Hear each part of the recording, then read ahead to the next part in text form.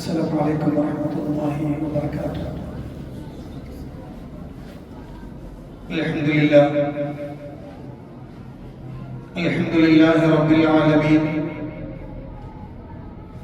الصلاة والسلام على أشرف الأنبياء والمرسلين نبينا الحبيب محمد صلى الله عليه وسلم وعلى آله وصحبه ومن تبعهم بإحسان إلى يوم الدين. أما بعد، فقد قال الله سبحانه وتعالى في القرآن المجيد: يا أيها الذين آمنوا اتقوا الله حق تقاته ولا تموتن إلا وأنتم مسلمون. പ്രിയപ്പെട്ട സഹോദരന്മാരെ, അല്ലാഹുവിന്റെ വിധിവിലക്കുകൾ ജീവിതത്തിലുടനീളം പാലിക്കണമെന്ന് എന്നോടും നിങ്ങളോടും ഉണർത്തുകയാണ്.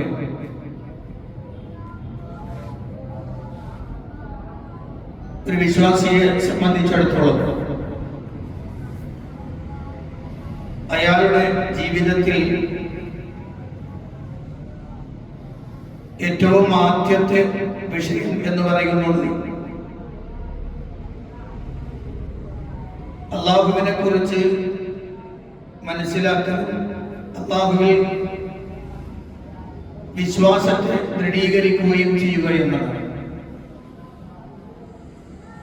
തൗഹീദ്, അതാണ് അല്ലാഹു സുബ്ഹാനഹു വ തആല هو أول ما أمر الله به من الواجبات وهو أول الحقوق الواجبة على العبد. അല്ലാഹു സുബ്ഹാനഹു വ തആല കൽപ്പിച്ചിട്ടുള്ള നിർബന്ധ ബാധ്യതകളിൽ അതിൽ ഒന്നാമത്തത് തൗഹീദാണ്. ഒരടിമ അല്ലാഹുവിനോട് ചെയ്യേണ്ടുന്ന ബാധ്യതകളിൽ ഒന്നാമത്തത് തൗഹീദാണ്. അപ്പോൾ തൗഹീദിന്റെ പ്രത്യേകത എന്ന് പറയുന്നത് അതൊരു വലിയ വിഷയമാണ്. അതുകൊണ്ട് തന്നെ ലോകത്ത് കടന്നു വന്ന പ്രവാചകന്മാരെല്ലാവരും തങ്ങളുടെ സമൂഹത്തോട് പ്രബോധനം ചെയ്യുമ്പോൾ അവരാദ്യമായി പഠിപ്പിച്ച വിഷയവും തൗഹീദാണ്. ഇങ്ങനെ ധാരാളം പ്രത്യേകതകൾ ഉള്ളത് കൊണ്ട് നമ്മൾ ഇന്ന് ഒരു പഠന പരമ്പരയ്ക്ക് തുടക്കം കുറിക്കുകയാണ്. അതിന് നമ്മൾ ഉപയോഗിക്കുന്ന ഗ്രന്ഥം 12ാം നൂറ്റാണ്ടിലെ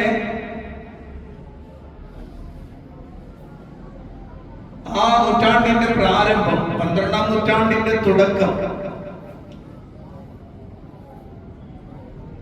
ഇനി ക്രിസ്തുവർഷത്തെ എണ്ണുകയാണെങ്കിൽ ആ കണക്ക് പ്രകാരം ക്രിസ്താബ്ദം 18ാം നൂറ്റാണ്ട്. ആ 18ാം നൂറ്റാണ്ടിൽ ഹിജറ പ്രകാരം 12ാമത്തെ നൂറ്റാണ്ടിൽ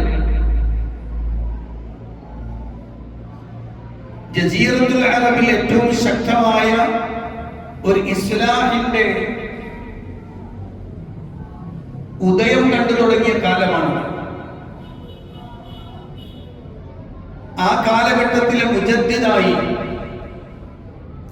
എന്ന് പറഞ്ഞാൽ ഒരു പരിഷ്കർത്താവായി, അത് ഭീകരവാദം വളർത്തുന്നതാണ്, തീവ്രവാദം വളർത്തുന്നതാണ് എന്നൊക്കെ മുസ്ലിം കമ്മ്യൂണിറ്റിയുടെ ഉള്ളിൽ നിന്ന് തന്നെ ആ കിതാബിനെതിരെ വിമർശനങ്ങൾ ശക്തമായി ഉന്നയിക്കപ്പെടുന്നുണ്ട്. അതെന്തുകൊണ്ടാണെന്നൊക്കെ ആ കിതാബ് നമ്മൾ വായിച്ചു തുടങ്ങുമ്പോൾ നമുക്ക് മനസ്സിലാകും എന്താണ് ഇത്ര പ്രകോപിക്കപ്പെടാൻ പ്രകോപനം ഉണ്ടാകുന്നത്, എന്താണ് അതിലുള്ളത്, അതിന്റെ ഉള്ളടക്കത്തിലേക്ക് പ്രവേശിക്കുമ്പോഴാണ് എന്തുകൊണ്ടാണ് ഇത്ര പ്രകോപനം ഉണ്ടാകുന്നത്, അല്ലെങ്കിൽ ഇത്രയും വിമർശനം ഉണ്ടാവാനുള്ള കാരണം എന്ത്, വിമർശനം ഉന്നയിക്കുന്ന ആളുകൾ ആരാണ് എന്നൊക്കെ നമ്മൾക്ക് ഈ ഗ്രന്ഥം വായിച്ചു തുടങ്ങുമ്പോഴേക്ക് നമുക്ക് മനസ്സിലാക്കാം. ഞാൻ ഇന്ന് സംസാരിക്കാൻ ഉദ്ദേശിക്കുന്നത് കിതാബ് തൗഹീദ് എന്ന് പറയപ്പെടുന്ന ആ ഗ്രന്ഥത്തെ അതിന്റെ വായനയുടെ പ്രാരംഭം ഇന്നെന്തായാലും ഞാൻ ആലോചിക്കണില്ല. ഇന്ന് അതിന്റെ ഗ്രന്ഥകർത്താവിനെ കുറിച്ചാണ് നമ്മൾ പഠിക്കാൻ പോകുന്നത്. ആ ഗ്രന്ഥം രചിച്ച 12ാം നൂറ്റാണ്ടിലെ അഥവാ ഹിജറ 12ാം നൂറ്റാണ്ടിലെ മുജദ്ദിദായ ആ പണ്ഡിതനെ കുറിച്ചാണ് നമ്മൾ ഇന്ന് സംസാരിക്കാൻ ഉദ്ദേശിക്കുന്നത്. അദ്ദേഹത്തിനെ സമൂഹത്തിനിടയിൽ നമ്മൾ പഠിക്കുകയും മനസ്സിലാക്കുകയും ചെയ്യൽ ആവശ്യമാണ്. കാരണം അദ്ദേഹം ജനിച്ചു വരുന്ന കാലഘട്ടവും ആ കാലഘട്ടത്തിൽ ജസീറത്തുൽ അറബിന്റെ അവസ്ഥയും അത് മനസ്സിലാക്കുമ്പോഴാണ് ഈ ഗ്രന്ഥത്തിന്റെ പ്രത്യേകത നമുക്ക് ബോധ്യപ്പെടുക. അദ്ദേഹത്തിന്റെ പേര് മുഹമ്മദ് എന്നാണ്. പേര് മുഹമ്മദ് എന്നാണ്. അദ്ദേഹത്തെ അറിയപ്പെടുന്നത്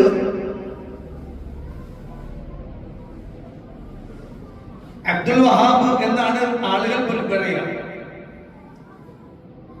യഥാർത്ഥത്തിൽ അദ്ദേഹത്തിന്റെ പേരല്ല അബ്ദുൽ വഹാബ് എന്നുള്ളത്. അദ്ദേഹത്തിന്റെ പിതാവിന്റെ പേരാണ് അബ്ദുൽ വഹാബ്. അദ്ദേഹത്തിന്റെ പേര് മുഹമ്മദ് എന്നാണ്. മുഹമ്മദ് ബിൻ അബ്ദുൽ വഹാബ് എന്നാണ്. അബ്ദുൽ വഹാബിന്റെ മകനായ മുഹമ്മദ്. പക്ഷെ നാട്ടിലൊക്കെ പറയപ്പെടുന്നത്, നാട്ടിലൊക്കെ പറയുന്നത് മുഹമ്മദ് എന്നല്ല. നാട്ടിലൊക്കെ പറയുന്നത് വഹാബി വഹാബി വഹാബി എന്നാണ്. അതെന്താണ് കാരണം എന്നൊക്കെ നമുക്ക് പിന്നീട് ചർച്ച ചെയ്യാം. നമ്മുടെ ഈ ഗ്രന്ഥവായനയിൽ പലതും നമുക്ക് എന്ത് ചെയ്യപ്പെടേണ്ടതുണ്ട്, അനാവരണം ചെയ്യപ്പെടേണ്ടതുണ്ട്. അത് നമ്മൾ അപ്പോഴേക്ക് മാറ്റി വെക്കണേ.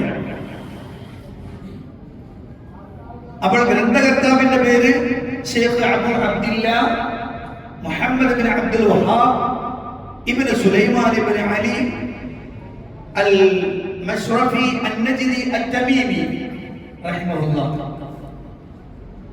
അദ്ദേഹത്തിന്റെ പേരും അദ്ദേഹത്തിന്റെ വാപ്പയുടെ പേരും അതിന്റെ വാപ്പയുടെ പേരും അങ്ങനെ അദ്ദേഹത്തിന്റെ തറവാടും ഒക്കെ കൂടി ചേർത്തിട്ടുള്ള പേരാണ്. അദ്ദേഹം ജനിക്കുന്നത് ഹിജറ 1115. ഹിജറ 1115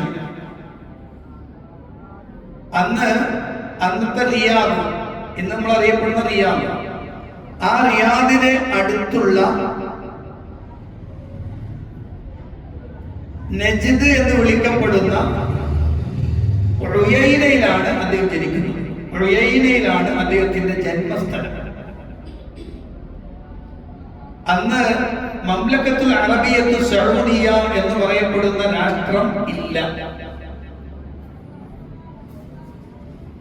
അന്ന് ജസീറത്തുൽ അറബ് എന്ന് പറയപ്പെടുന്ന പ്രദേശം, അറേബ്യൻ ഉപഭൂഖണ്ഡം എന്ന് വിളിക്കപ്പെടുന്ന പ്രദേശത്തിൽ ചെറിയ ചെറിയ ചെറിയ ചെറിയ നാട്ടുരാജ്യങ്ങളാണുള്ളത്. എന്നാണ് അതിന് വിളിക്കപ്പെടുന്നത്. ഈ നജ്ദ് എന്ന് പറഞ്ഞാൽ അതിന്റെ അർത്ഥം ഒരു പ്രദേശം, ഉയർന്ന പ്രദേശമാണെങ്കിൽ അതിന് വിളിക്കപ്പെടുന്ന പേരാണെന്ന് നജ്ദ് എന്ന് പറയും. ഈ നജ്ദുമായി ബന്ധപ്പെട്ട ഒരു ചർച്ച നമ്മൾ നടത്തേണ്ടതുണ്ട്. കാരണം അള്ളാഹുവിന്റെ പ്രവാചകൻ സല്ലല്ലാഹു അലൈഹി വസല്ലമയുടെ ഒരു ഹദീസ് മുഹമ്മദ് ബിൻ അബ്ദുൽ വഹാബ് റഹിമഹുള്ളക്കെതിരെ മുസ്ലിയാക്കന്മാർ അതിനെ തെറ്റായി പ്രചരിപ്പിക്കുന്ന പ്രസംഗങ്ങളും എഴുത്തുകളും ധാരാളമുണ്ട്. നബി സല്ലല്ലാഹു അലൈഹി വസല്ലം പറഞ്ഞു, അവിടുന്ന് ആണ് പിശാചിന്റെ കൊമ്പ് മുളക്കുക, അവിടുന്നാണ് പിശാചിന്റെ കർണ് കൊമ്പ് മുളക്കുന്നത് നജിദിൽ നിന്നാണെന്ന് നബി സല്ലല്ലാഹു അലൈഹി വസല്ലം പറഞ്ഞു. അപ്പൊ ഞാൻ ഈ പറഞ്ഞ പോലെ റിയാദിനടുത്ത് നജിദ് എന്ന പേര് അവിടെ ഉണ്ട്. അപ്പൊ ആ നജിദും ഈ നജിദും ഒന്ന് തന്നെയാണ് എന്ന് ആദ്യ കാലഘട്ടത്തിൽ തന്നെ അദ്ദേഹത്തെ വിമർശിച്ച ആളുകൾ പറഞ്ഞു തുടങ്ങി.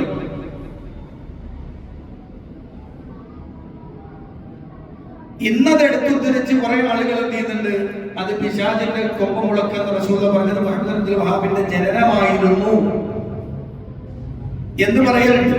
ആ ഹദീസിനെ സവിസ്തരം വിശദീകരിക്കുന്ന ഒരു ക്ലാസ് കൂടെ നമ്മുടെ ഈ ക്ലാസ്സിനിടയിൽ ഉണ്ടാകും. കാരണം ആ ഹദീസിനെ എന്താണ് ആ ഹദീസിന്റെ പ്രത്യേകത എന്താണ്, അതിൽ പരാമർശിക്കപ്പെട്ട നജിദ് ഏതാണ്, അവിടെ റസൂലുള്ള ആ നജിദിനെ കുറിച്ച് പറഞ്ഞപ്പോൾ അതിന്റെ സിഫാത്തുകളായി എന്തൊക്കെയാണ് പറഞ്ഞത്, അതൊക്കെ നമ്മൾ പ്രത്യേകം ചർച്ച ചെയ്യും ഇൻഷാ അല്ലാഹ്. അപ്പോൾ മഹാനായ മുഹമ്മദ് ബിൻ അബ്ദുൽ വഹാബ് റഹിമഹുല്ലാഹ് ജനിക്കുന്നത് ഹിജ്റ 1115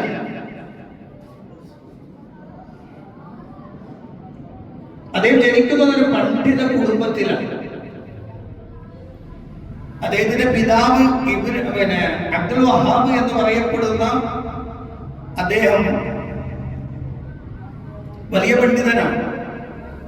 പണ്ഡിതനാണെന്ന് മാത്രമല്ല ഉയൈനയിലെ ഖാദിയാണ് അബ്ദുൽ വഹാബ് റഹിമഹുല്ലാഹ്. അദ്ദേഹം ഉയൈന പ്രദേശത്തെ ഖാദിയാണ്. ഖാദിയാരുടെ മകനാണ് ആര്? ഖാദിയാരുടെ മകനാണ് മുഹമ്മദ്. അപ്പൊ സ്വാഭാവികമായും ഒരു വലിയ വിജ്ഞാനത്തിന്റെ ഒരു കുടുംബത്തിൽ, ഒരു വീട്ടിലാണ് മുഹമ്മദ് റഹിമഹുല്ലാഹ് ജനിക്കുന്നത്. ഇനി നിങ്ങൾ പറഞ്ഞു ശീലിക്കേണ്ട പേര് മുഹമ്മദ് എന്നാണ്. അതായത് ചേർത്ത് പറയുമ്പോൾ മുഹമ്മദ് ബിൻ അബ്ദുൽ വഹാബ് എന്ന് പറയും. അപ്പോൾ മുഹമ്മദ് റഹിമഹുല്ലാഹയുടെ വീട് എന്ന് പറയുന്നത് വിജ്ഞാനം കൊണ്ട് നിറക്കപ്പെട്ട ഒരു ഭവനമാണ്. അദ്ദേഹത്തിന്റെ വാപ്പ ഖാദിയാണ്. അതുകൊണ്ട് തന്നെ ഇസ്ലാമിക വിജ്ഞാനീയങ്ങളിൽ നല്ല വ്യുൽപത്തിയുള്ള ആളാണ് അബ്ദുൽ വഹാബ്. അതുകൊണ്ട് തന്നെ മകനായ മുഹമ്മദ് റഹിമഹുല്ലാഹ് തന്റെ പിതാവിൽ നിന്ന് തന്നെയാണ് ഇൽമ് തേടുന്നത്, അല്ലെങ്കിൽ വിജ്ഞാനം നുകർന്നു തുടങ്ങുന്നത് വാപ്പയിൽ നിന്ന് തന്നെയാണ്. തഫ്സീറിലും ഹദീസിനെയും ഹംബലി മദ്ഹബിലെ ഫിഖ്ഹും അതിനെയൊക്കെ തുടക്കം പഠിച്ചു തുടങ്ങുന്നത് വാപ്പയിൽ നിന്നാണ്. അപ്പൊ ഒന്നാമത്തെ ഗുരു വാപ്പ തന്നെയാണ്. 10ാമത്തെ വയസ്സിൽ പരിശുദ്ധ ഖുർആൻ ഹിഫ്ള് ചെയ്തു മുഹമ്മദ് റഹിമഹുല്ലാഹ്. 10ാമത്തെ വയസ്സിൽ ഖുർആൻ ഹിഫ്ള് ചെയ്തു. അങ്ങനെ പഠനവുമായി അദ്ദേഹം മുന്നോട്ട് പോവുകയാണ്. മക്കയിലും മദീനയിലും ഇറാഖിലെ ബസ്റയിലും മൗസിലും അങ്ങനെ തുടങ്ങുന്ന ധാരാളം നാടുകളിൽ അദ്ദേഹം സഞ്ചരിക്കുകയും വിജ്ഞാനം ആർജിക്കുകയും ചെയ്തു. അക്കാലഘട്ടത്തിലെ പ്രഗത്ഭരായ പണ്ഡിതന്മാർ, 2-3 ആളുടെ പേര് പറയാം. ഒന്ന് ഉപ്പയായ അബ്ദുൽ വഹാബ്, മറ്റൊരു ശൈഖ്, അദ്ദേഹത്തിന്റെ മറ്റൊരു ശൈഖാണ് മുഹമ്മദ് ഇബ്നു ഹയാത്ത് സിന്ദി റഹിമഹുല്ലാഹ്. മറ്റൊരാള് ശൈഖ് അബ്ദുല്ലാഹി ഇബ്നു ഇബ്രാഹിം അൻ-നജ്ദി. മറ്റൊരാള് ഷെയ്ഖ് മുഹമ്മദ് അൽ ജമൂഇ, അങ്ങനെ തുടങ്ങുന്ന പ്രഗത്ഭരായ പണ്ഡിതന്മാരിൽ നിന്നാണ് അദ്ദേഹം വിജ്ഞാനം ആർജിക്കുന്നത്. പക്ഷെ ചെറുപ്പം മുതൽ അദ്ദേഹത്തിന് ഒരു പ്രശ്നമുണ്ടായിരുന്നു. ചെറുപ്പം മുതൽ തന്നെ ഒരു പ്രശ്നം. അതെന്താ പ്രശ്നം? അദ്ദേഹം നാട്ടിൽ നടക്കുന്ന സാമ്പ്രദായിക വിഷയങ്ങളോട് അദ്ദേഹത്തിന് പൊരുത്തപ്പെടാൻ കഴിഞ്ഞില്ല. അതറിയേണ്ടതെന്ന് വെച്ചാൽ എന്താണ് നാട്ടിൽ നടക്കുന്നത് എന്ന് പരിശോധിക്കണമല്ലോ. നാട്ടിൽ നടക്കുന്ന പ്രത്യേകതകൾ സ്വാഭാവികമായും നമ്മുടെ നാട്ടിൽ ഇപ്പോൾ നമ്മൾ നോക്കിയാൽ ഒരു നൂറ്റാണ്ട് മുമ്പത്തെ കേരളവും ഒരു നൂറ്റാണ്ടിന് ശേഷം നിൽക്കുമ്പോഴുള്ള കേരളവും തമ്മിലുള്ള വ്യത്യാസം നമ്മൾ എന്ത് ചെയ്യാം, മനസ്സിലാക്കി നോക്കിയാൽ മതി. അന്ന് ഈ ഉയൈന എന്നറിയപ്പെടുന്ന പ്രദേശവും പ്രാന്തപ്രദേശങ്ങളുമെല്ലാം കബറുകൾ കെട്ടിപ്പൊക്കപ്പെടുന്നു. ധാരാളം ഉയർത്തപ്പെട്ട കബറുകൾ. ആളുകൾ ആഗ്രഹ സഫലീകരണത്തിനായി കബറുകൾ എടുത്തു പോകുന്നു. പ്രത്യേകം നിശ്ചയിക്കപ്പെട്ട മരങ്ങൾ എടുത്തു പോകുന്നു. യാ ഫഹ്ലൽ ഫുഹൂൽ, ഫഹൽ എന്ന് വിളിക്കപ്പെടുന്ന ഒരു മരം തന്നെ ഉണ്ടായിരുന്നു. ഒരു മരം. ആ മരത്തിന്റെ പ്രത്യേകത എന്താന്ന് വെച്ചാൽ വിവാഹം കഴിയാത്ത കന്യകകളായ സ്ത്രീകൾ ആ മരത്തെ പോയി കെട്ടിപ്പിടിച്ച് ആ മരത്തെ വിളിച്ചിട്ട് പറയണം, എനിക്കൊരു അനുയോജ്യനായ വരനെ തന്നെ. എങ്ങനെ വിശ്വസിച്ചിരുന്നു? അങ്ങനെ പറഞ്ഞാൽ എന്ത് ചെയ്യും? ആ പെണ്ണിന്റെ കല്യാണം പെട്ടെന്ന് നടക്കും എന്നൊക്കെ പറയാം. നമ്മൾ തമിഴ്നാട്ടിലൂടെ സഞ്ചരിക്കുമ്പോ ചില മരങ്ങളൊക്കെ കാണാം, ധാരാളം ഇതുപോലെ കെട്ടിത്തൂക്കിയ മരങ്ങൾ. പാലക്കാട് പുത്തിരിപ്പാടത്ത് ഒരു മരം മറിഞ്ഞു കിടക്കുന്നുണ്ട്. അതിൽ കുറെ വള്ളി ചുറ്റി കയറിയിട്ടുണ്ട്. അതിൽ തൊട്ടിലും മാലയും ഒക്കെ കെട്ടുന്ന ആളുകളുണ്ട്. അപ്പൊ ഇതുപോലെ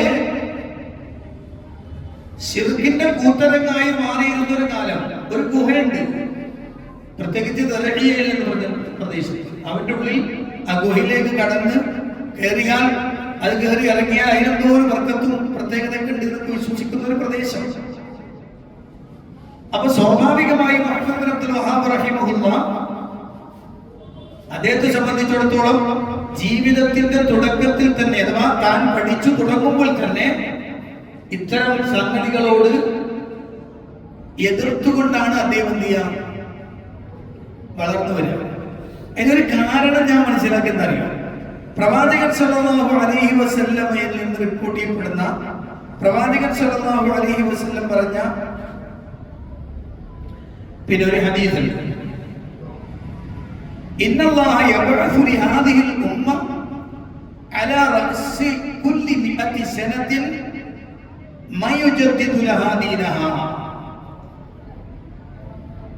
നബി സല്ലല്ലാഹു അലൈഹി വസല്ലം പറഞ്ഞു, ഇന്നല്ലാഹ യബ്അസു, അല്ലാഹു സുബ്ഹാനഹു വ തആല നിശ്ചയമായി അല്ലാഹു സുബ്ഹാനഹു വ തആല നിയോഗിക്കും ലിഹാദിഹിൽ ഉമ്മ, ഈ സമുദായത്തിന്, ഈ ഉമ്മത്തിന്, അലാ റഅസി കുല്ലി മിഅതി സനത്തിൻ, എല്ലാ 100 വർഷത്തിന്റെയും തുടക്കത്തിൽ, ഓരോ നൂറ്റാണ്ടിന്റെയും തുടക്കത്തിൽ അല്ലാഹു സുബ്ഹാനഹു വ തആല ഈ ഉമ്മത്തിനെ നിയോഗിച്ചു കൊടുക്കും. ആരെ? മൻ യുജദ്ദിദു ലഹാ ദീനഹാ. ആ ഉമ്മത്തിന്റെ മതത്തെ പരിഷ്കരിക്കുന്ന എന്ന് പറഞ്ഞാൽ തജ്ദീദ് ചെയ്യുന്ന ആളുകളെ അല്ലാഹു നിയോഗിക്കുമെന്ന് നബി സല്ലല്ലാഹു അലൈഹി വസല്ലം പറഞ്ഞു. മതത്തെ തജ്ദീദ് ചെയ്യുക എന്ന് പറഞ്ഞാൽ എന്താണ് അതിന്റെ അർത്ഥം? യുജദ്ദിദു ലഹാ ദീനഹാ എന്ന് പറഞ്ഞാൽ എന്താണ് അർത്ഥം? എന്ന് പറഞ്ഞാൽ ഉടനെ മതത്തിന്റെ ഇപ്പോൾ നിൽക്കുന്ന നിയമങ്ങളെയൊക്കെ മാറ്റിയിട്ട് പുതിയ നിയമങ്ങൾ കൊണ്ടുവരുന്ന ഒരാൾ വരുന്നതാണോ?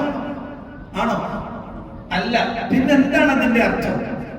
പണ്ഡിതന്മാരെല്ലാം അത് വിശദീകരിക്കുമ്പോൾ പറയുന്നത്, ബിദ്അത്തുകളിൽ നിന്ന് സുന്നത്തിനെ വ്യക്തമാക്കി കൊടുക്കുന്ന വിജ്ഞാനത്തിലൂടെ സമുദായത്തെ നയിക്കുന്ന, ദീനീ വിജ്ഞാനത്തിന്റെ ആളുകളെ സഹായിക്കുന്ന, ബിദ്അത്തിന്റെ ആളുകളെ തകർക്കുന്ന ഒന്നോ ഒന്നിലധികമോ വരുന്ന സമൂഹത്തെയാണ് ഈ തജ്ദീദ് കൊണ്ട് ഉദ്ദേശിക്കുന്നത് എന്നാണ്. എന്ന് പറഞ്ഞാൽ മതത്തിന്റെ ആശയങ്ങളെയും അതിന്റെ വിശ്വാസധാരകളെയും പുതിയ കൊണ്ടുവരുന്ന ആളെന്നല്ല, മറിച്ച് മതത്തിലേക്ക് കടന്നു കയറിയിട്ടുള്ള വള്ളിപ്പടർപ്പുകളെ നമ്മൾ കണ്ടിട്ടില്ലേ, ഈ മരത്തിലൊക്കെ അനാവശ്യമായി വള്ളിപ്പടർപ്പുകൾ കിടക്കാം, മൂച്ചിയിലൊക്കെ ഇത്തിക്കണ്ണികൾ പിടിക്കും, ഇത്തിക്കണ്ണി ഉണ്ടാവും. അതിനെയൊക്കെ ഒന്ന് ചെത്തി മിനുക്കി കഴിഞ്ഞാലേ ആ തടി നന്നാവുള്ളൂ. അത് ഒരാളോ ഒന്നിലധികം ആളുകളോ എന്ത് ചെയ്യും ചെയ്യുന്ന ഒരു പ്രക്രിയ ഈ ഉമ്മത്തിൽ അല്ലാഹു ഉണ്ടാക്കുമെന്ന് നബി സല്ലല്ലാഹു അലൈഹി വസല്ലം പറഞ്ഞു. അപ്പോ അത്തരം ആളുകൾ വരുമ്പോൾ സ്വാഭാവികമായി നമുക്കറിയാം, അവർ ചിലപ്പോൾ ഒരാളായിരിക്കും, ചിലപ്പോൾ രണ്ടാളായിരിക്കും. കേരളത്തിൽ നോക്കിയാൽ മക്തിത്തങ്ങളെ പോലെ, വക്കം അബ്ദുൽ ഖാദർ മൗലവിയെ പോലെ, സനാഉള്ള മക്തിത്തങ്ങളെ പോലെ അങ്ങനെ തുടങ്ങുന്ന പ്രഗത്ഭരായ പണ്ഡിതന്മാർ, സീതി മുഹമ്മദ് ഹാജിയെ പോലെ, സീതി സാഹിബിനെ പോലെ, മണപ്പാട്ട് കുഞ്ഞമ്മദ് സാഹിബിനെ പോലെ അങ്ങനെ തുടങ്ങുന്ന ഒരു സംഘത്തിന്റെ പ്രവർത്തനമാണ് ഇന്ന് കാണുന്ന തജ്ദീദ് ഉണ്ടായിട്ടുള്ളത്. അതിന്റെ തുടക്കം മുതൽ എന്ത് ചെയ്യും വന്നു തുടങ്ങും. ഇവിടെ മുഹമ്മദ് ബിൻ അബ്ദുൽ വഹാബ് റഹിമഹുല്ലാഹ് അദ്ദേഹത്തെ സംബന്ധിച്ചിടത്തോളം ഈ പഠനവേളയിൽ തന്നെ ഇത്തരം ശിർക്ക്, ബിദ്അത്ത്, ഖുറാഫാത്തുകളെ വിമർശിച്ചു തുടങ്ങി അദ്ദേഹം. മനസ്സിലായോ? ഈ സമരസപ്പെടാൻ എളുപ്പമാണ്, എല്ലാത്തിനോടും യോജിച്ചു പോകാൻ ഭയങ്കര എളുപ്പമാണ്. അതും കുഴപ്പമില്ല, ഇതും കുഴപ്പമില്ല, ഉണ്ടായിക്കോട്ടെ, അതങ്ങനെ നിന്നോട്ടെ എന്ന് പറയാൻ എളുപ്പമാണ്. അതേ സമയത്ത് മതത്തിൽ കടന്നു കയറിയ ഇത്തിക്കണ്ണികൾക്കെതിരെ സംസാരിക്കുക എന്നത് ഗട്സ് വേണ്ട കാര്യമാണ്. അപ്പൊ ചിലപ്പോൾ പ്രശ്നം ഉണ്ടാവും. അതുകൊണ്ടാണ് മുഹമ്മദ് അബ്ദുൽ വഹാബ് റഹിമഹുല്ലാഹ് അദ്ദേഹത്തിന്റെ ഈ വിമർശനങ്ങളൊക്കെ നാട്ടിൽ വലിയ പ്രശ്നം ഉണ്ടാക്കി.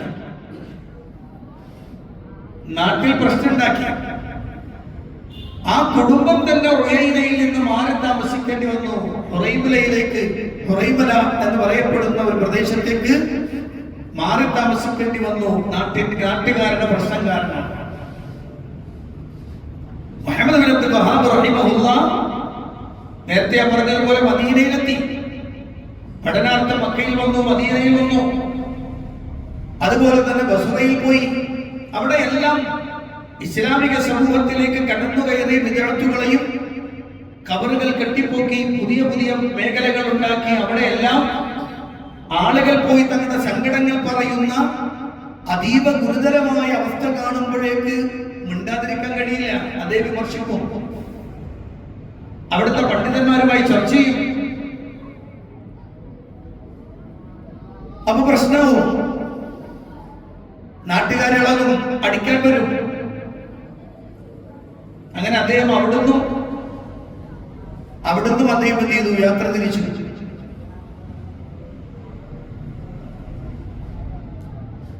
നമ്മൾ അറിയേണ്ട ഒരു സംഗതി ഇതാണ്, ഒരാളുടെ മോശം കൊണ്ടല്ല ഒരു സമൂഹം അയാളെ വെറുക്കുക. അങ്ങനെ ഉണ്ടാവാം. പക്ഷെ സമൂഹം ചെയ്തുകൊണ്ടിരിക്കുന്ന തിന്മയെ ഒരാൾ എതിർത്താൽ സമൂഹം ഒന്നാകെ അയാൾക്കെതിരെ വരും. ഇത് മുഹമ്മദ് അബ്ദുൽ വഹാബ് റഹിമഹുള്ളയുടെ ചരിത്രം വായിക്കുമ്പോൾ നമ്മെ സംബന്ധിച്ചിടത്തോളം നമുക്ക് മനസ്സിലാകുന്ന വളരെ എളുപ്പത്തിൽ മനസ്സിലാകും. എന്താ കാര്യം എന്ന് വെച്ചാൽ, കേരളത്തിലെ മുജാഹിദ് പ്രസ്ഥാനത്തിന്റെ ആദ്യ കാലഘട്ടം എന്ന് പറയുന്നത് മുഹമ്മദ് ബിൻ അബ്ദുൽ വഹാബ് റഹിമഹുള്ളയുടെ അദ്ദേഹത്തിന്റെ ജീവിതത്തിന്റെ തുടക്ക കാലഘട്ടത്തിൽ, ആ കാലഘട്ടവും ഈ നമ്മുടെ കേരളത്തിലെ പണ്ഡിതന്മാരുടെ കാലഘട്ടവും തമ്മിൽ നമുക്ക് പെട്ടെന്ന് ബോധ്യപ്പെടും.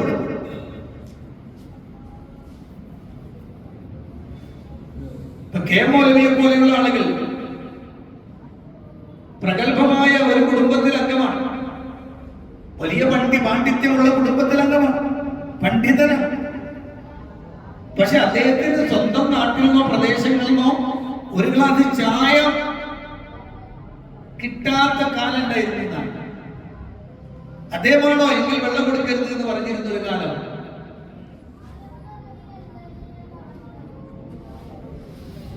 അപ്പൊ സ്വാഭാവികമായി നമ്മുടെ നാട്ടിന്റെ ആദ്യ കാലഘട്ടത്തെ പരിശോധിക്കുമ്പോ മുഹമ്മദ് അബ്ദുൽ വഹാബ് റഹിമഹുള്ളയുടെ ചരിത്രം വായിക്കുമ്പോൾ നമുക്ക് ബോധ്യപ്പെടുന്നു വളരെ പെട്ടെന്ന് ആ ഉണ്ടാകും. കാരണം സമൂഹം എങ്ങനെയാണെന്ന് നമ്മൾ മനസ്സിലാക്കിയതാണ്.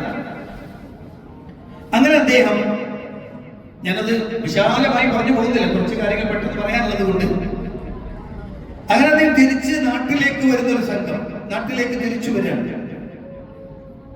നാട്ടിലേക്ക് അദ്ദേഹം തിരിച്ചു വരുന്നു.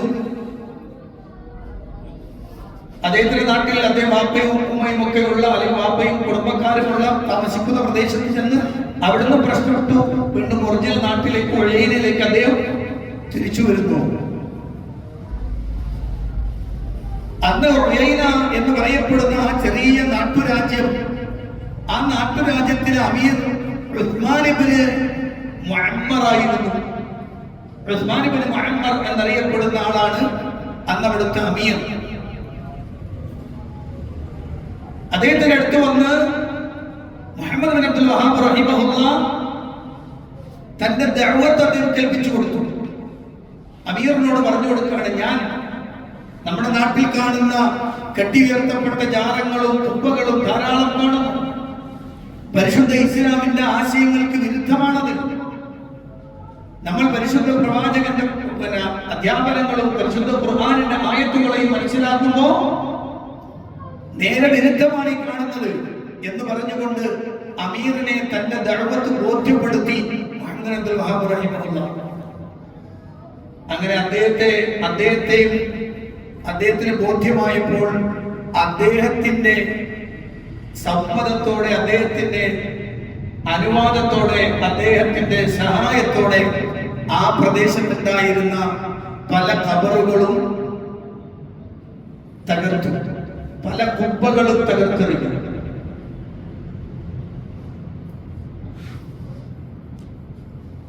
സ്വാഭാവികമായിട്ട് നാട്ടിൽ എന്തെങ്കിലും അവസ്ഥ ഉണ്ടാകുക നമുക്ക് പ്രതീക്ഷിക്കാവുന്നതാണ്. അപ്പൊ വലിയ പ്രശ്നം വന്നു. ആ സമയത്ത് എന്ത് ചെയ്തു? വലിയ പ്രശ്നം വന്നു. ഇന്ന് നമ്മൾ പറയുന്ന അൽ-ഹസ എന്നൊക്കെ നമ്മൾ പറയുന്ന, ചുരുക്കി പറഞ്ഞ സ്ഥലം അൽ-ഹസ എന്നറിയപ്പെടുന്ന പ്രവിശ്യയിലെ ഒരു ചെറിയ കൊച്ചു നാട് മാത്രമാണ് ഇത് ഉയൈന. അപ്പൊ സ്വാഭാവികമായതും അൽ-ഹസന്റെ അമീറായിരിക്കുന്ന ഉയൈർ ഇബ്നു ദുജൈൽ അദ്ദേഹം ഉസ്മാൻ ഇബ്നു അമ്മാറിന് ഒരു കത്തെഴുതി. കാരണം നാട്ടിലെ ബിദ്ഈ ഉലമാക്കൾ നിരന്തരമായി കത്തെഴുതി അദ്ദേഹത്തെ തെറ്റിദ്ധരിപ്പിച്ചു. അങ്ങനെ അവസാനം എന്ത് ചെയ്തു? അൽ-ഹസ എന്നറിയപ്പെടുന്ന പ്രവിശ്യയിലെ അമീറിന് കത്ത് വരികയാണ്, ഇയാളെ കൊന്നുകളയണം, ഇയാളെ ജാഗ്രത നടത്താൻ പറ്റൂല. അങ്ങനെ അദ്ദേഹം വധശിക്ഷ പറഞ്ഞുകൊണ്ട് ഉയൈനയിലെ അമീറിന് കത്തെഴുതി. ആ കത്ത് കയ്യിൽ കിട്ടി. മുഹമ്മദ് ബിൻ അബ്ദുൽ വഹാബ് റഹിമഹുള്ളയെ കൊന്നുകളയണം എന്നാണ്. ഞാനിതൊക്കെ വായിക്കുമ്പോ ശരിക്ക് അബ്ദുൽ വഹാബ് റഹിമഹുള്ളയുടെ ചരിത്രം പഠിക്കുമ്പോ അറിയാതെ നമ്മൾ കേരളത്തിലെ ആദ്യകാല സംഭവത്തിലേക്ക് വന്നു പോകും അല്ലേ? നമ്മുടെ ഒരു വെളിപ്പാടകലയാണ് രണ്ടത്താണി സെയ്ദ് മൗലവി റഹിമഹുള്ള. രണ്ടത്താണി സെയ്ദ് മൗലവിയെ കൊന്നുകളയാൻ തീരുമാനിച്ചല്ലോ. അങ്ങനെയല്ലേ പടക്കം ഒരു മാലയാക്കി കൊണ്ടുവന്ന് കഴുത്തിലിട്ട് തീ കൊളുത്തിയില്ലേ? ആ പടക്കം തന്റെ ശരീരത്തിൽ കിടന്നാണ് പൊട്ടിയത്. അതേ ഓടയിലേക്ക് വീണുപോയി. ആശുപത്രിയിൽ കൊണ്ടുപോയി കിടത്തി. നാട്ടുകാർക്കെതിരെ പോലീസിൽ പരാതി കൊടുക്കാൻ അന്നത്തെ ജനപ്രതിനിധി വന്ന് അന്വേഷിക്കുമ്പോഴും അദ്ദേഹം പറയുന്നതാണ്, വേണ്ട, എന്താ പോലെ അറിയാതെ ചെയ്താലേ വിട്ടുകൊടുത്താണ്. ആ രംഗത്താണ് ഇന്ന് അതിന്റെ മുക്കാഭാഗവും സലഫി ആദർശം സ്വീകരിച്ചവരാണ്. ഉമർ മൗലവി റഹിമഹുള്ളയെ കൊല്ലാനായി കടാരയും എടുത്തുകൊണ്ടാണ് സ്റ്റേജിലേക്ക് ചാടി കയറിയവരാണ്. ആ കടാര കഴുത്തിന്റെ നേരെ പിടിച്ചു കുത്തി കൊന്നുകളയും, നിർത്തിക്കളയുന്ന വർത്തമാനം. അദ്ദേഹത്തിന്റെ മറുപടിയും, നിന്റെ കയ്യിലിരിക്കുന്ന കടാര കൊണ്ട് മരിക്കാനാണ് എന്റെ റബ്ബ് എനിക്ക് തീരുമാനിച്ചതെങ്കിൽ അവന്റെ വിധി നടപ്പിലാവട്ടെ, പക്ഷെ ഞാൻ തൗഹീദ് പറയുന്നത് നിർത്തൂല കേട്ടോ. ഇത് ഇന്നലകളിലെ ചരിത്രമാണ്. മുഹമ്മദ് ബിൻ അബ്ദുൽ വഹാബ് റഹിമഹുള്ളാഹു വധശിക്ഷയുമായി കത്ത് വരുന്നു. അപ്പോ ഉസ്മാൻ ബിൻ മുഅമ്മർ ഉഗൈനയുടെ അമീർ പറഞ്ഞു, ശൈഖേ എങ്ങോട്ടെങ്കിലും പോയിക്കോളി, എങ്ങോട്ടെങ്കിലും നിങ്ങളൊന്ന് പോയിക്കോ, ഈ സമൂഹത്തിനിടയിൽ കത്ത് വന്നിട്ട് നിങ്ങളെ കൊന്നുകളെ, അതുകൊണ്ട് നിങ്ങൾ എങ്ങോട്ടെങ്കിലും പോയിക്കോളി എന്ന് പറഞ്ഞ് അദ്ദേഹം അങ്ങനെയാണ് ദർഇയ എന്നറിയപ്പെടുന്ന പ്രദേശത്തേക്ക് പോകുന്നത്. ദർഇയ എന്ന് പറയപ്പെടുന്ന പ്രദേശത്തേക്ക് പോകുന്നത്.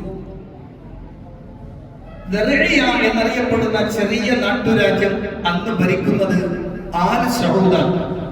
സഊദ് കുടുംബമാണ് അന്ന് ആ രാജ്യം ഭരിക്കുന്നത്. മുഹമ്മദ് ബിൻ സഊദ് എന്ന അമീറാണ് എന്ന അദ്ദേഹമാണ് അന്നവിടെ ഭരണം നടത്തുന്ന ആൾ. അവിടേക്കാണ് മുഹമ്മദ് ബിൻ അബ്ദുൽ വഹാബ് റഹിമഹുല്ലാഹ് ചെല്ലുന്നത്. പക്ഷെ അദ്ദേഹം നേരെ കൊട്ടാരത്തിലേക്കല്ല ചെല്ലുന്നത്. ദർഇയയിലെ ഒരു സഹോദരൻ, ആ ദർഇയയിലെ ഒരു നാടൻ ഒരു മനുഷ്യന്റെ അടുത്തേക്കാണ് അദ്ദേഹം ചെല്ലുന്നത്. അദ്ദേഹം എന്ത് ചെയ്തു? ശൈഖിന് താമസിക്കാൻ അനുവാദം കൊടുത്തു. അങ്ങനെ മുഹമ്മദ് അബ്ദുൽ വഹാബ് റഹിമഹുള്ളയെ കുറിച്ച് രാജ്യത്തെ അമീർ, ദർഇയയിലെ അമീർ മുഹമ്മദ് ബിൻ സഊദ് അദ്ദേഹത്തിന് വിവരം കിട്ടുകയും അദ്ദേഹത്തെ ഷെയ്ഖിനെ അഥവാ മുഹമ്മദ് അബ്ദുൽ വഹാബ് റഹിമഹുള്ളയെ അദ്ദേഹം തന്റെ ദർബാറിലേക്ക് അല്ലെങ്കിൽ കൊട്ടാരത്തിലേക്ക് ക്ഷണിക്കാൻ. ശരിക്കും പറഞ്ഞാൽ അവിടെ നിന്നാണ് 12ാം നൂറ്റാണ്ടിന്റെ തൗഹീദിന്റെ പ്രഭയുടെ തുടക്കം ആരംഭിക്കുകയാണ്. Muhammad bin Abdul Wahab റഹിമഹുല്ലാഹ്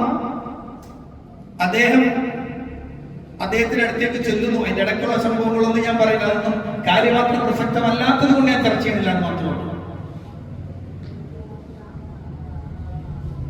ദർഇയയിലെ അമീറും Muhammad bin Abdul Wahab റഹിമഹുള്ളയും തമ്മിലുള്ള ആ കണ്ടുമുട്ടൽ ചരിത്രത്തിൽ രേഖപ്പെടുത്തപ്പെട്ട ഒരു വിഷയമാണ്. അത് നമുക്ക് വായിക്കാതിരിക്കാൻ പറ്റില്ല. അതുകൊണ്ട് ഞാൻ അതൊന്ന് വായിക്കാൻ ഉദ്ദേശിക്കുന്നുണ്ട്. അദ്ദേഹം ശൈഖവറുകൾ സഊദ് മുഹമ്മദ് ബിൻ സഊദിന്റെ അടുത്തേക്ക് ചെല്ലുന്ന ആ ഘട്ടം, അവിടെയുള്ള വിഷയത്തെ കുറിച്ചാണ് നമ്മൾ സംസാരിക്കുന്നത്. അങ്ങോട്ട്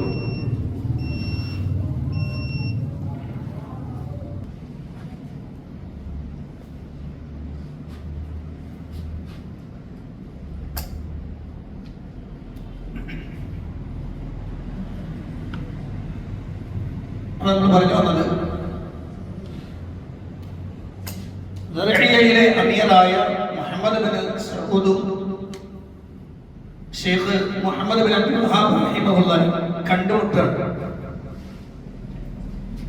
ആ സമയത്ത് അമീർ പറയാൻ, അബ്ശിർ ബിബിലാദി ഖൈറിൻ മിൻ മിലാദിക് വഅബ്ശിർ ബിൽ ഇസ്സി വൽ മൻഅ. നിങ്ങളുടെ നാടിനേക്കാൾ ഖൈറായ ഒരു നാടിലേക്ക് നിങ്ങൾക്ക് സ്വാഗതം.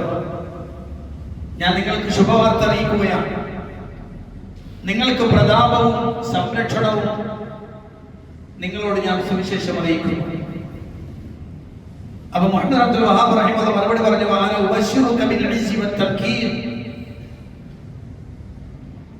ഞാനും ഇതാ നിങ്ങൾക്ക് പ്രതാപവും അതോടൊപ്പം തന്നെ ശക്തമായ ആധിപത്യവും അത് ഇതാ ഞാൻ നിങ്ങൾക്കും ആശംസിക്കുകയാണ്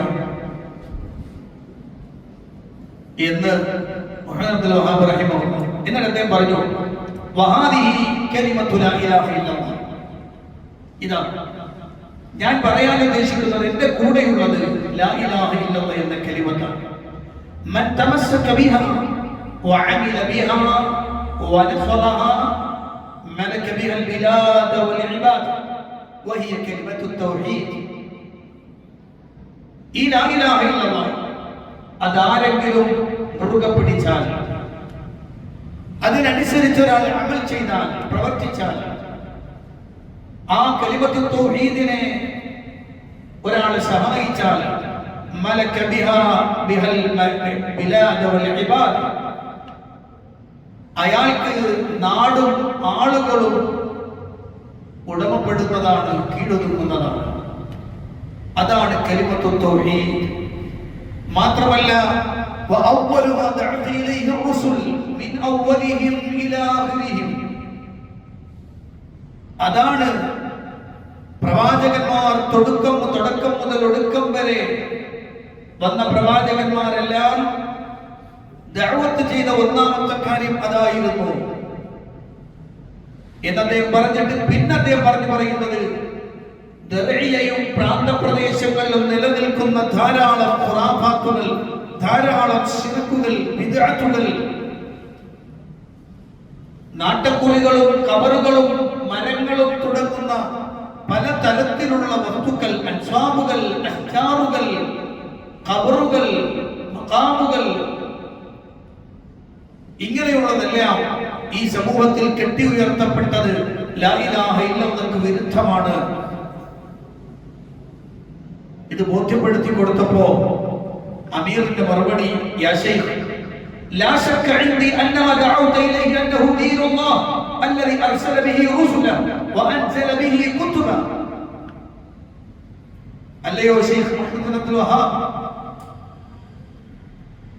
എനിക്ക് സംശയമില്ല, നിങ്ങൾ പ്രബോധനം ചെയ്യുന്നത് അല്ലാഹുവിന്റെ ദീൻ തന്നെയാണ്.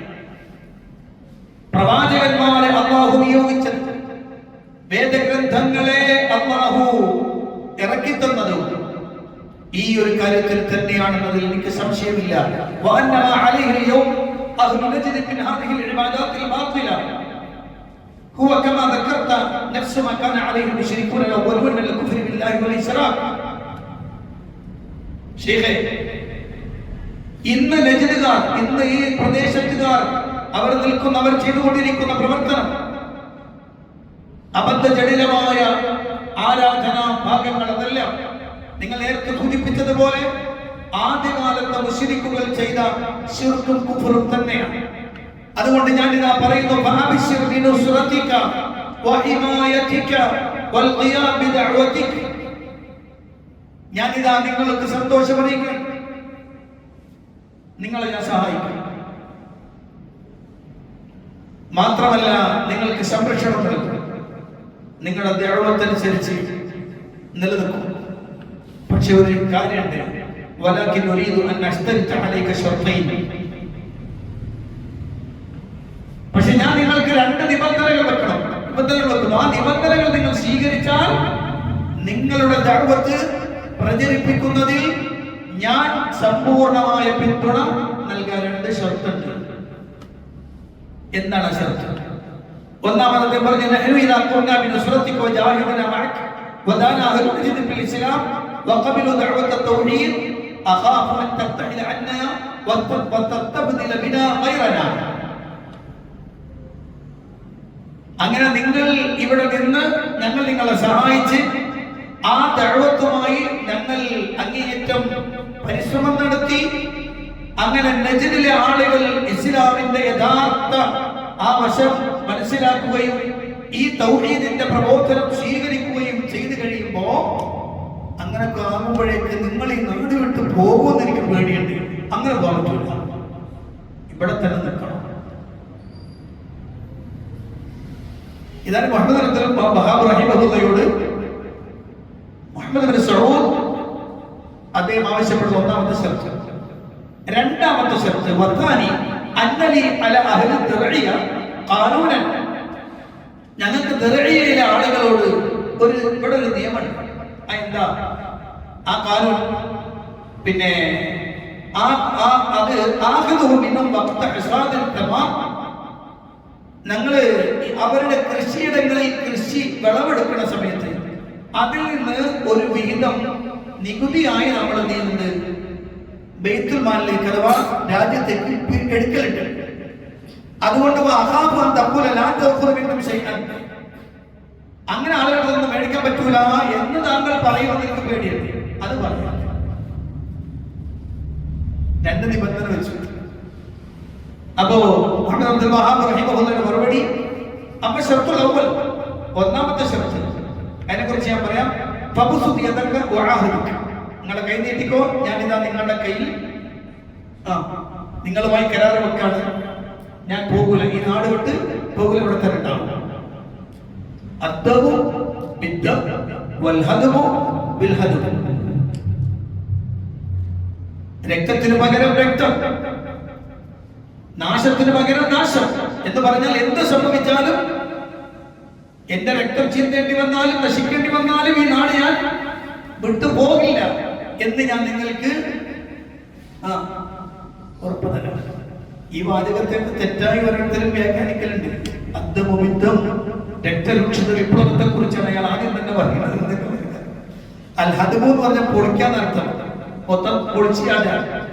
ആ പറഞ്ഞതിന് ഉദ്ദേശം എത്ര ഉള്ളത്? അത് കരാറാണല്ലോ. അപ്പൊ പറഞ്ഞത് രക്തത്തിന് പകരം രക്തം, അഥവാ രക്തം കൊടുക്കേണ്ടി വന്നാലും എന്റെ രക്തം കൊടുത്തിട്ടാണെങ്കിലും ഞാൻ എന്ത് ചെയ്യും? ഇവിടുന്ന് പോകൂല, അങ്ങനെ കരാറ് കിട്ടും. എന്നാൽ അമ്മ ശർത്തുൽ അശ്റത്തു സാനി, രണ്ടാമത്തെ ശർത്തുകൾ പറഞ്ഞല്ലോ. فلعل الله أن يفتح عليك الفتوحات فيعظمك من الغنائم والزكوات ما هو خير. അല്ലയോ അമീറെ, അല്ലാഹു സുബ്ഹാനഹു വ തആല നിങ്ങൾക്ക് വിജയങ്ങൾ നൽകിയേ ഇപ്പൊ നിങ്ങൾ തിരിച്ചുകൊണ്ടിരിക്കുന്ന ഈ നികുതിയേക്കാളും നല്ല സകാത്തും ഗനീമത്തും ഒക്കെ അല്ലാഹു നിങ്ങൾക്ക് പകരം തരും. അതുകൊണ്ട് അതൊക്കെ അല്ലാഹു നിങ്ങൾക്ക് ഖൈറാക്കി തരും. അതുകൊണ്ട് നിങ്ങൾ എന്ത് ചെയ്യണ്ട, ജനങ്ങളുടെ കാര്യത്തിൽ വിഷമിക്കേണ്ടതില്ല. അങ്ങനെ വന്നാൽ അതൊക്കെ എന്ത് ചെയ്യണം? നിർത്തിക്കൊള്ളണം. ഇതാണ് ശൈഖ് അവറുകളും ഞാനിപ്പോ പറഞ്ഞു തരുന്നത് പ്രബോധനത്തിന്റെ സ്റ്റാർട്ടിംഗ് പോയിന്റിനെ കുറിച്ചാട്ടോ. മുഹമ്മദ് അബ്ദുൽ വഹാബ് റഹിമഹുള്ളയും മുഹമ്മദ് ഇബ്നു സഊദ്, രണ്ട് മുഹമ്മദുമാരാണ് തൗഹീദിന്റെ പ്രബോധനത്തിന്റെ തുടക്കം. ഇവിടുന്ന് ഒരു പോയിന്റ് കൂടി ഞാൻ പറയാം. എംഎസ്എമ്മിന്റെ കുട്ടികൾക്ക് അറിയാം, ഇസ്ലാമിക പ്രബോധനത്തിൽ പ്രഗത്ഭരായ രണ്ടാളുകളുടെ പ്രബോധനമായിരുന്നല്ലോ പ്രവാചകൻ സല്ലല്ലാഹു അലൈഹി വസല്ലമയുടെ ദഅവത്തിന് ശക്തി പകർന്നുകൊണ്ട് മദീനയെ ഇസ്ലാമിക മേഖലയിലേക്ക് കൊണ്ടുവരുന്നത് രണ്ടാളുകളാണ്. ആരൊക്കെയാണ്?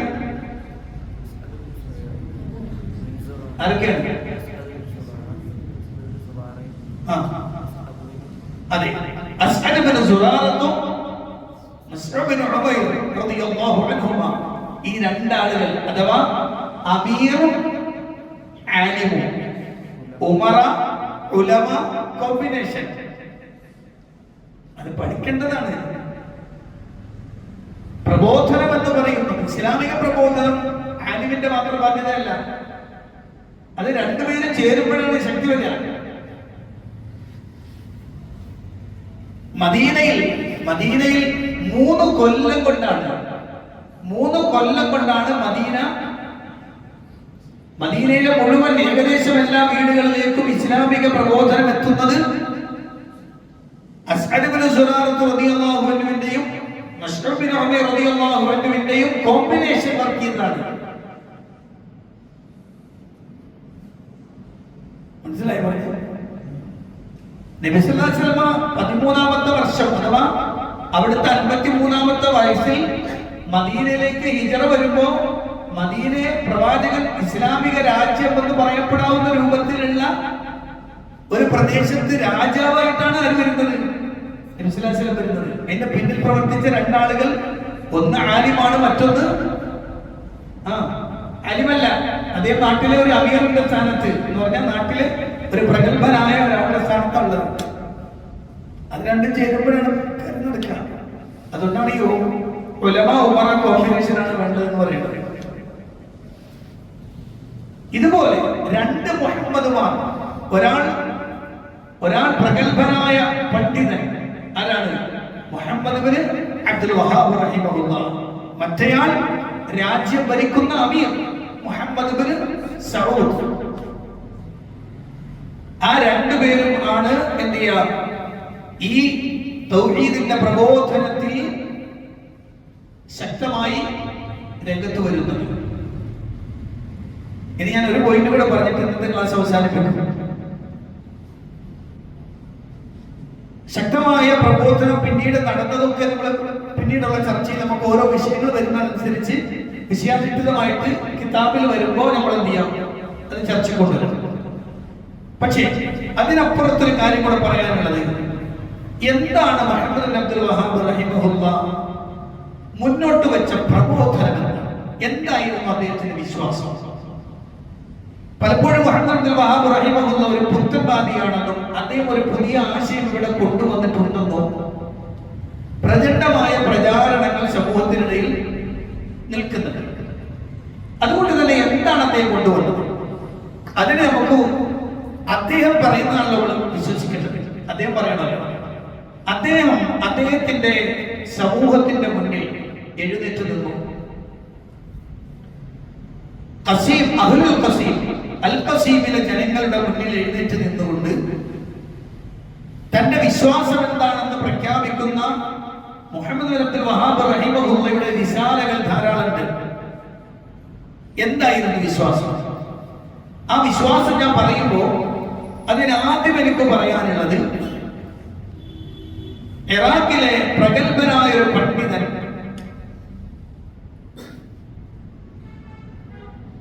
അബ്ദുറഹ്മാൻ ഇബ്നു അബ്ദുല്ലാഹ് അസ്വൈദി, അബ്ദുറഹ്മാൻ ഇബ്നു അബ്ദുല്ലാഹ് അസ്വൈദി എന്നറിയപ്പെടുന്ന ഇറാഖിലെ പ്രഗത്ഭനായ ഒരു പണ്ഡിതൻ, അദ്ദേഹത്തിന് മുഹമ്മദ് അബ്ദുൽ വഹാബ് റഹിമഹുല്ലാഹ് താൻ എന്താണ്, തന്റെ പ്രബോധനം എന്താണെന്ന് പറഞ്ഞു കൊടുക്കണം. അദ്ദേഹം കുറെ വിമർശനങ്ങളൊക്കെ പറഞ്ഞിട്ടുള്ളതുകൊണ്ട് പറഞ്ഞു കൊടുക്കണം. അന്നി വല്ലാഹി അൽഹംദുലില്ലാഹ്, അല്ലാഹ് ഞാൻ തുനിക്കാം, ഞാൻ എന്നെ കുറിച്ച് പറഞ്ഞുതരാം. ഞാൻ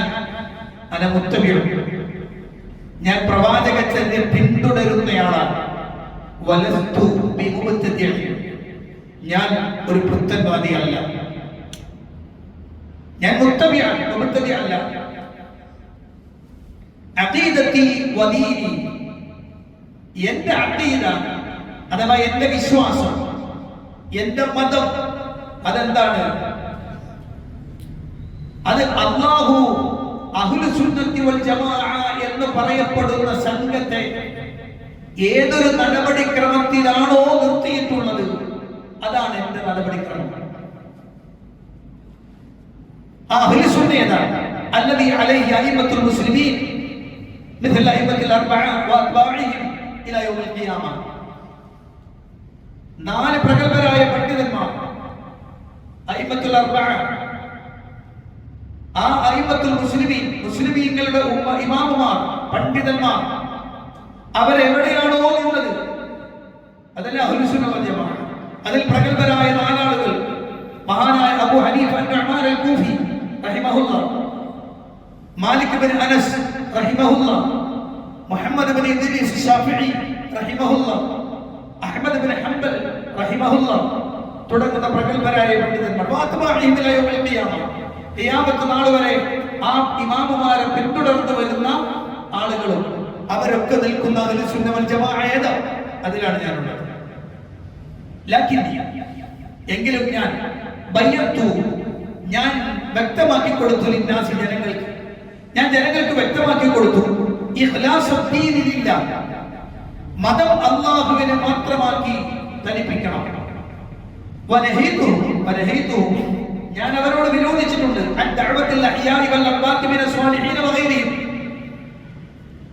സ്വാലിഹീങ്ങളും അല്ലാത്തവരുമായി ജീവിച്ചിരിക്കുന്നവരും മരിച്ചവരുമായ ആളുകളോട് ദുആരക്കരുത്, അവരെ വിളിച്ച് നേടരുത് എന്ന് ഞാൻ അവർ പറഞ്ഞിട്ടുണ്ട്.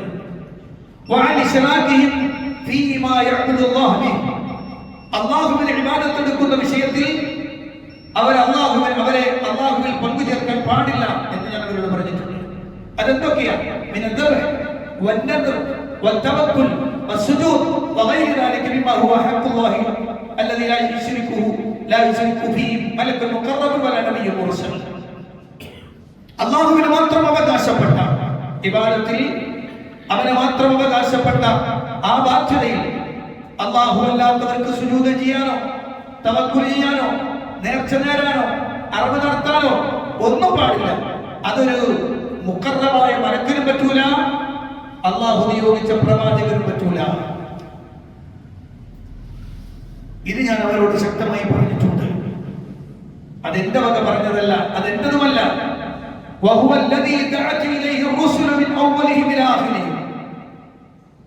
ഈ പ്രബോധനമാണ് പ്രവാചകന്മാർ തുടക്കം മുതൽ ഒടുക്കം വരെ വന്ന പ്രവാചകന്മാർ കൊണ്ടുവന്നത്. അതിലാണ് അഹ്ലുസ് സുന്നത്തി വൽ ജമാഅ നിലകൊള്ളുന്നത് എന്ന് ശൈഖ് അവറുകൾ പറഞ്ഞു. അദ്ദേഹത്തിന്റെ റസായിലുകൾ നോക്കിയാൽ ഈ വാക്ക് നമുക്ക് വായിച്ചെടുക്കാൻ കഴിയുന്നതാണ്. ഇത് ശൈഖ് അവറുകൾ താൻ ആരാണെന്ന് പരിചയപ്പെടുത്തിയതാണ്. താൻ ആരാണെന്ന് പരിചയപ്പെടുത്തിക്കൊണ്ടാണ് ശൈഖ് അവറുകൾ പറഞ്ഞത്. ഇനി അദ്ദേഹം പറഞ്ഞ 2-3 വാക്കുകൾ പെട്ടെന്ന് പറയാം. അഷ്ഹദുല്ലാഹ് വമൻ ഹദറനി മിനൽ മലായിക, ഞാൻ അല്ലാഹുവിനെ സാക്ഷ്യപ്പെടുത്തുകയാണ്. ഈ സദസ്സിൽ പങ്കെടുക്കുന്ന മലക്കുകളെയും ഞാൻ സാക്ഷ്യപ്പെടുത്തുകയാണ്. അവരെയും സാക്ഷ്യപ്പെടുത്തി പറയുന്നു, അന്നി അഅ്തഖദു വഅഅ്തഖദുൽ ഫിർഖത്തുൻ നാജിയത്തു അഹ്ലുസ് സുന്നത്തി വൽ ജമാഅ. അഹ്ലുസ് സുന്നത്തി വൽ ജമാഅ എന്ന രക്ഷപ്പെട്ട കക്ഷി ഏതാണോ വിശ്വസിച്ചത് അതാണ് ഞാൻ വിശ്വസിക്കുന്നത്.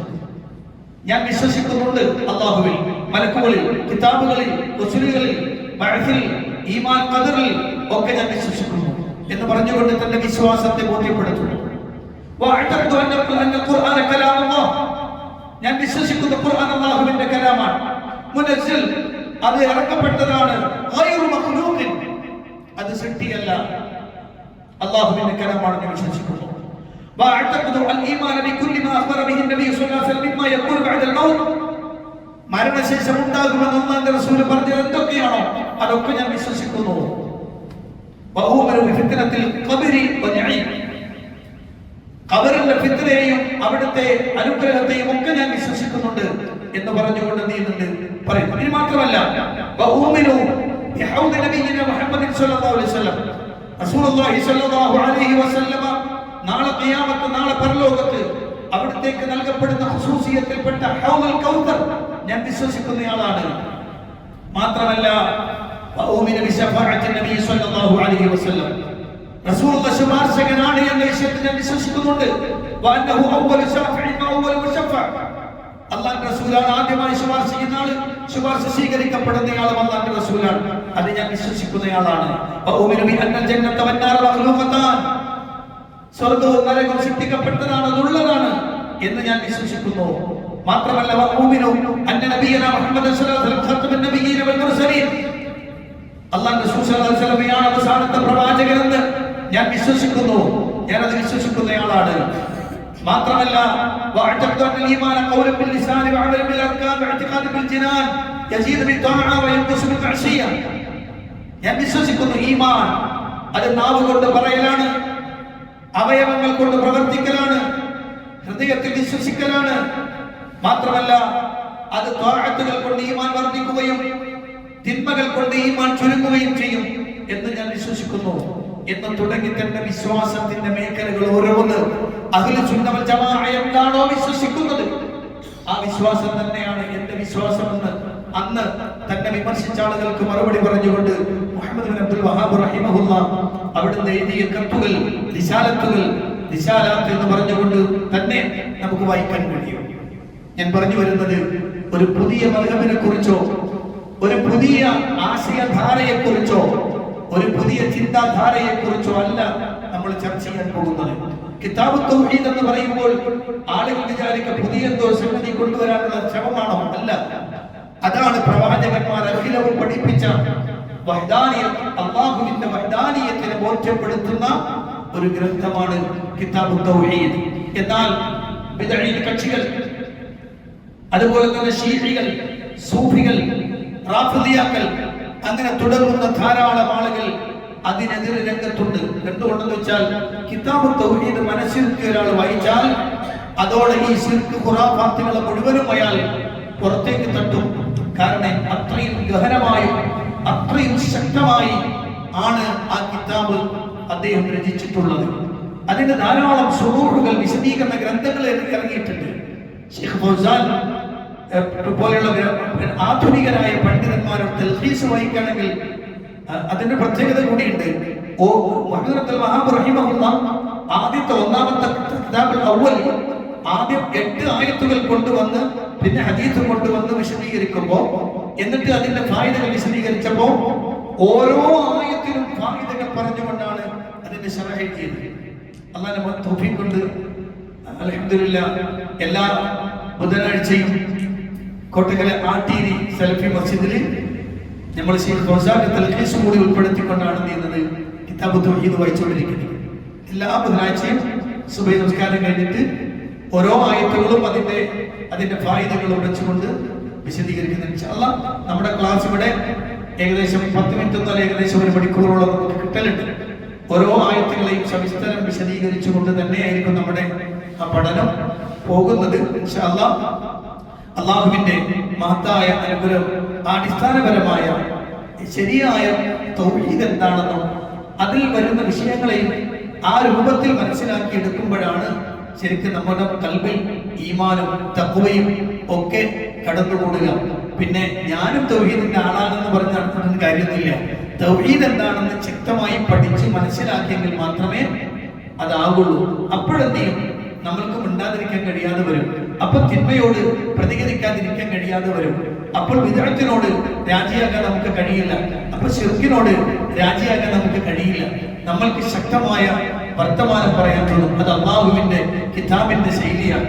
അത് പ്രവാചകന്മാരുടെ ദഅവത്തിന്റെ ശൈലിയാണ്. അതാണ് സബദത്തു റിസാലത്തുൽ അംബിയാ വഅസ്ലു ദഅവത്തുൽ അംബിയാ. അംബിയാക്കളുടെ ദഅവത്തിന്റെ അസ്ലും അംബിയാക്കളുടെ റിസാലത്തിന്റെ സബദത്ത് അഥവാ സത്തയും തൗഹീദാണ്. ഇൻഷാ അല്ലാഹ് അടുത്ത സമയം മുതൽ നമ്മൾ ഇൻഷാ അല്ലാഹ് വായിച്ചു തുടങ്ങാം. അത് ആമുഖം എന്ന നിലയിൽ മുഅല്ലിഫിനെ കുറിച്ച് നമ്മൾ സംസാരിച്ചതാണ്. ഗ്രന്ഥകാരനെ കുറിച്ച് ഒരു അവയർനെസ് ഉണ്ടാവണമല്ലോ. ആരാണ് ഇദ്ദേഹം എന്ന് കൂടെ പഠിക്കണമല്ലോ. അതുകൊണ്ടാണ് ഞാൻ ഒന്നാമത്തെ ക്ലാസ്സിൽ ശൈഖ് മുഹമ്മദ് അബ്ദുൽ വഹാബ് റഹിമഹുള്ളയെ കുറിച്ച് ഒരു ബ്രീഫായി വളരെ ഒരു ചെറിയ രൂപത്തിൽ നിങ്ങളോട് സംസാരിച്ചത്. അല്ലാഹുവിന്റെ ദീനിനെ കൃത്യമായി മനസ്സിലാക്കി ആ ഇൽമ കൃത്യമായി കൊണ്ടുപോകാൻ അല്ലാഹു തൗഫീഖ് നൽകി അനുഗ്രഹിക്കുമാറാവട്ടെ. അല്ലാഹുവിന്റെ ദീനിനെ മനസ്സിലാക്കി പഠിച്ചുകൊണ്ട് ജീവിതത്തിൽ പകർത്താനുള്ള തൗഫീഖ് അല്ലാഹു നൽകി അനുഗ്രഹിക്കുമാറാവട്ടെ. സുബ്ഹാനക അല്ലാഹുമ്മ വബിഹംദിക അശ്ഹദു അൻ ലാ ഇലാഹ ഇല്ല അൻത അസ്തഗ്ഫിറുക വഅതൂബു ഇലൈക് വസല്ലല്ലാഹു അലാ ഖൈരിൽ നബിയിന മുഹമ്മദിൻ വആലിഹി വസഹ്ബിഹി അജ്മഈൻ. അൽഹംദുലില്ലാഹി റബ്ബിൽ ആലമീൻ. അസ്സലാമു അലൈക്കും വറഹ്മത്തുള്ളാഹി വബറകാതുഹു.